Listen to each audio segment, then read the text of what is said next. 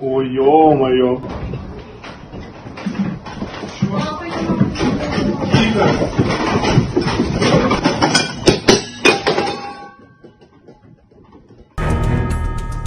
Кыргызстанда жер титиреди. Кээ бир жарандар катуу эле сезилгенин, башкалары асма шамдар чайпалып кеткенин айтып жатат.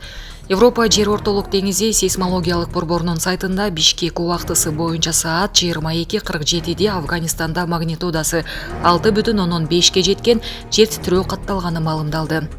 ЖМКлар Өзбекстан, Казакстан, Тажикстан, Индия жана Пакистанда дагы жер силкингенин жазышты. Бәрі далаға шығып кеткен.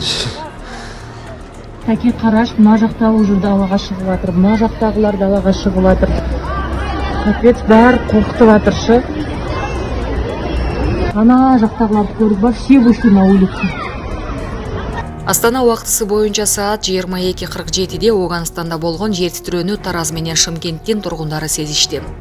Казакстандын өзгөчө кырдаалдар министрлигинин сейсмикалык станциялар тармагынын маалыматы боюнча эпицентрде жер титирөөнүн күчү 7,8 балга жеткен. Жер титирөөнүн күчү 3 балга жеткен жер титирөө Тараз менен Шымкентте да сезилди. Кыйроолор тууралуу маалымат келип түшкөн. Өзбекстандын өзгөчө кырдаалдар министрлигинин маалыматы боюнча жер титирөө өлкөнүн бардык аймагында сезилип, анын күчү Каракалпакстанда 4 балдан өлкөнүн түштүгүндө 6 балга чейин жеткен. Ташкентте жер титирөөнүн күчү 5 балга чейин сезилди.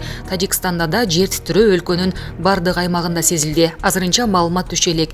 Дүйшөмү шаарынын тургундары үйлөрүн таштап кетишкенин жергиликтүү маалымат каражаттары жазып чыгышты. Урматтуу Москва шаарындагы мекендештер, эгерде сиз жакын арада Казакстанга чыгып келүүнү ниет кылсаңыз, сизге тажрыйбалуу айдоочу Нуралы мырзаны сунуштайбыз. Биздин Айфарт унаалар кызмат кылат. Унаабыз ыңгайлуу жана кенен, жолдо кыйналбайсыз. Жолго чыгарда документти чорнойдон текшеребиз. Беспересадка өзүбүз алып келип чыгабыз. Биздин дарек Метро проспект Мира 39А. Биздин байланыш номер +7937 762 37 30.